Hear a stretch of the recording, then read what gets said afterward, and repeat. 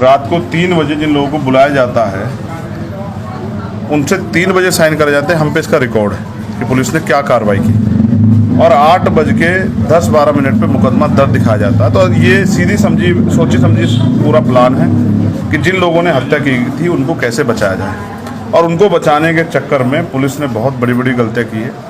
ऐसा एक भी पुलिसकर्मी नहीं बच पाएगा। जब हम कोर्ट में इन सब तथ्यों को रखेंगे, उन सब पे मुकदमे चलेंगे, वो सब जेल जाएंगे, उनकी नौकरियां भी जो है ना वो बचेंगी नहीं। देखो, पुलिस की वर्दी जनता की सेवा के लिए, जनता की सुरक्षा के लिए, लेकिन अगर पुलिस रक्षा की भक्षक हो जाए, कितनी बार पीटे जाएंगे दलित समाज के लोग। पहले इनको वहाँ रुड़की में पीटा, फिर यहाँ पुल पे पीटा, फिर गांव में लाके पीटा, और उसके बाद कोई घर ऐसा नहीं बचा। देखो, जहाँ मैं हूँ, ये जातिराम जी घर है, ये बीमार है, इनके पैर पे चोट लगी, वो दवाई लेके आए थे। पुलिस ने और पुलिस के साथ जो आपराधिक तत्व आए थे, गांव के थे या गांव से बाहर के, उन्होंने जो पुलिस संरक्षण में चिन्हित कर करके जवान बच्चियों को, महिलाओं को, बेटियों को, नौजवान लड़कों को, बुजुर्गों को जैसे पीटने का काम किया जानवर की तरह, ये दर्दनाक। और हम गुलाम भारत में सुनते थे, ये अब से 20-30 साल पहले एक पलायन हो जाते। आज इस गांव में ऐसी स्थिति बनी हुई है। इसको धर्मनगरी कहा जाता है।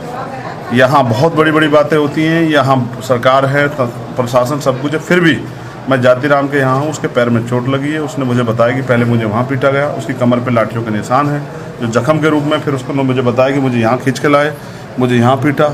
और मैं जिन महिलाओं से मिला उन सब ने बताया कि उनको पीटा गया, ऐसी ऐसी जगह जख्म है, उनको गलत तरह से छुआ गया, गलत तरह से उनके शरीर को जो है ना अपमानित किया गया। जब पुलिस और अपराधी संरक्षित हो जाए, संगठित हो जाए, और उनको संरक्षण हो, और वो ये सोच लें कि ये जानवर हैं, तो फिर ये सब चीज़ें होती है। ये हमने कई बार देखा।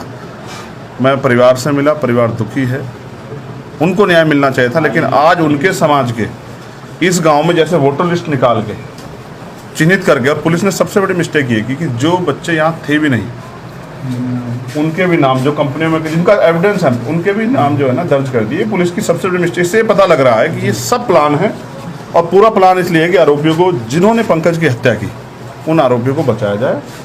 और इस पूरे मामले को कि हम ये न्याय की आवाज़ न उठाए, तो इसलिए पहले दलित समाज को इतना प्रताड़ित किया जाए कि आवाज़ उनको ये वो इस गलती में वो ये भूल गए कि आज इनका संरक्षण करने वाले, इनके लिए खड़े होने वाले, इनके लिए लड़ने वाले बहुत सारे लोग हैं जिनको इन्होंने वोट दिया। अगर वही चुप हो जाएंगे तो चंद्रशेखर आज़ाद थोड़ा चुप हो जाएगा। हम यहाँ हैं, और हम इस लड़ाई को तब तक लड़ेंगे जब तक पंकज के परिवार को न्याय नहीं मिलता। इन्होंने हमारी बहनों माओं पे घर में उसके लाठी चलाई, चाहे वो पुलिस के लोग हों या यहाँ के लोकल लोग हों, उनको उनके खिलाफ कार्रवाई नहीं होती। जो अधिकारी कर्मचारी इनमें घूस लेके इन्वॉल्व थे, जिनका रोल जो है एजेंट से भी बुरा था, उन पर कार्रवाई नहीं होती। जो निर्दोष लोग इन पर झूठे मुकदमे लगाए, मैं दोषी की पैरवी नहीं करूँगा। अगर आप पे एविडेंस है तो हमें दिखाइए, हम खुद देंगे दोषी। लेकिन अगर आप निर्दोष बच्चों को जेल डालने का काम करोगे तो आप ये याद रखना कि अभी हम लोग जिंदा हैं, और कानून के खिलाफ किसी को जाने देंगे, चाहे पुलिस हो, सरकार। अब मैं गांव के लोगों से मिल रहा हूं जिनको चोट लगी, पुलिस ने गोली चलाई। ऐसा क्या हो गया था यहाँ की पुलिस को गोली चलानी पड़ गई? हत्या तो हमारे बच्चे की, हम पे गोली चलाओगे? एसएसपी बोले कहते कि लॉ एंड ऑर्डर मेंटेन करने के लिए गोलियों से मेंटेन करोगे? कहाँ का अधिकारी है वो? अध्यक्ष जी, ये ऐसी क्या वजह रहेगी? तो सरेआम खड़े गोली मार दो। ये गुलाम भारत है, ये आज़ाद भारत। और कौन है वो गोली चलाने वाला? क्या जनता गोली चला रही थी विपक्ष में? क्यों चली गोली? गोली इसलिए चली कि इनका मनोबल टूट जाए और इनके हौसले टूट जाए, और जब इनकी बहन बेटियों को सरेआम नंगा किया जा सके, इसलिए चली गोली। अधिकारी ये भूल गए कि वो भी इसी सिस्टम का पार्ट है। कल तक सरकारें बदलेंगी, यही नहीं रहेंगे अधिकारी, भाग जाएंगे कहीं। तो मैं समझता हूँ ये पूरा नंगा नाच इसलिए हुआ कि अपराधियों को संरक्षण दिया जा सके। मैं अभी जाके लोगों की बात सुन के अधिकारियों से मिलूंगा। अगर उन्होंने उचित आश्वासन नहीं दिया, और वो आश्वासन के दिनों में जो आश्वासन का समय तय होगा उसमें उन्होंने उचित कार्रवाई नहीं करी, फिर इस समाज के साथ जो अन्याय हुआ उसके आक्रोश का सामना सरकार को और पुलिस को करना पड़ेगा। इस पूरे मामले में किसकी भूमिका संदिग्ध है? और दूसरा मेरा इसी में अपन बिल्कुल 2 चीज़ों पे बात करेंगे। पहली आपकी ये कि इनमें 3 लोगों की भूमिका, एक वो जिनका बच्चा मरा, एक वो जिन्होंने मारा, और एक पुलिस। तो जिसकी सरकार होती है उसकी पुलिस होती है, तो वो तो दोनों पक्ष एक ही हुए, उनको 2 हिस्सों में तो नहीं जोड़ा जाता। ये वो पक्ष है जो सुबह मेहनत मजदूरी करने के लिए आता है, जब शाम में इनके घर आती है। आप आंकड़ा चेक करा लो, कितने लोग प्राइवेट रोजगार, कितने सरकारी पे। तो ये झगड़ा करने की नीयत से तो नहीं जाए। जिनका बच्चा चला गया वो किससे झगड़ा करेंगे? देखो इसको और करीब से समझो। एक तरफ पुलिस और अपराधी हैं, एक तरफ ये पीड़ित स्त्री है। ये पहले सवाल का। दूसरे सवाल के तौर पे, जवाब के तौर पे, बच्चे की डेथ रात में 11 बजे हुई। पूरी रात शांति रही, इन्होंने कोई कार्रवाई के लिए वो नहीं की। सुबह जब इनको महसूस हुआ, इनको जानकारी मिली कि उसके साथ इस तरह की दुर्घटना हुई, जिसमें ये भी बताया गया मुझे यहाँ के लोगों द्वारा कि यहाँ के कुछ लोग उसकी जानकारी करने भी गए जहाँ वो काम करता था, और बहुत सारी चीज़ तथ्य के रूप में रखी गई। उसके बाद इन्होंने सुबह एफआईआर की मांग की।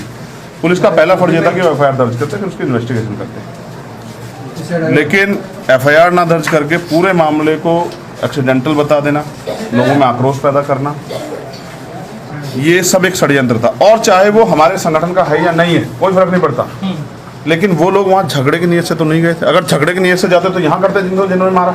एक सेकंड सुनो, मैं वकील हूँ, तो हमें तथ्यों पे बात करनी चाहिए। पुलिस ने तो नहीं मारा था, तो पुलिस से तो नहीं लड़ते। वो वहाँ गए, पोस्टमार्टम रिपोर्ट का इंतजार कर, शाम तक तो कोई विरोध नहीं हुआ, लेकिन जैसे ही पोस्टमार्टम हुआ, पुलिस ने जबरन जो है जोड़ लगाने शुरू की, लाठियां घुमा के उसको डेड बॉडी को लेकर चलो। ये पूरा इसलिए बनाया गया, ये पूरा एक गेम है कि जिससे इन लोगों के जरिए इस परिवार को न्याय से रोका जाए।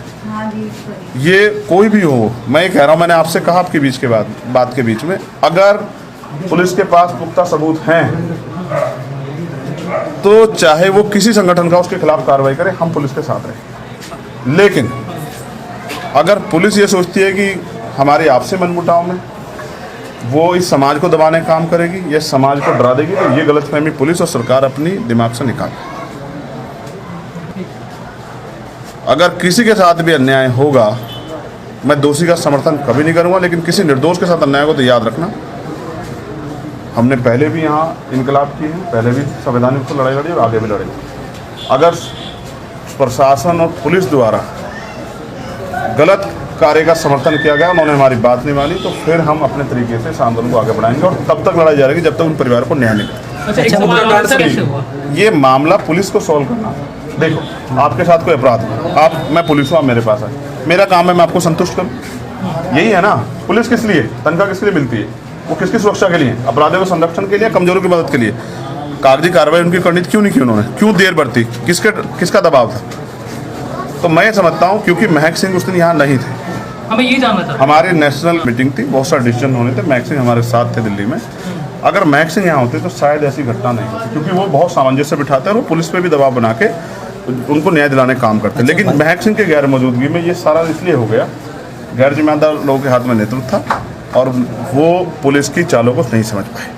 मतलब पीड़ित परिवार के लिए आप लोग जब तक न्याय नहीं मिलेगा तब तक लड़ाई जारी रहेगी। अच्छा, आयोग का भी परिवार उनके लिए क्या सबकी आँख खुली होगी, मेरे घोषणा के बाद सबकी आँख खुली होगी, जिनकी नहीं खुली उनके भी खुल यहाँ के जाएगी। विधायकों को क्या कहूँगा जो जीत कर गए हैं? नहीं, मैं उनको मुझे उनसे कोई उम्मीद नहीं, मैं उनसे क्या कहूँ। मैंने तो लोगों से भी कहा, मैं आया था यहाँ जिला पंचायत के चुनाव में, मैं इस पर बात मैंने उनको समझाया था कि इनके भरोसे मत रहो जो सिर्फ आपसे वोट का रिश्ता रखते हैं। अगर आज यहाँ हमारे लोग ताकतवर होते तो हम इस सरकार से जवाब मांगते। भाई साहब, पीड़ित परिवार को के लिए हम लोग मुआवजे के लिए सरकार से मांग करेंगे, समाज से जुटाएंगे और हम लोग अधिकारी कर्मचारियों को मजबूर करेंगे कि जिस परिवार का बच्चा चला गया वो उनके संरक्षण करें। सरकार में टैक्स देते हैं हम लोग, तो सरकार का जो पैसा हमारा पैसा, अगर वो हमारे हित में नहीं काम आएगा तो सरकार में हमें कोई जरूरत नहीं।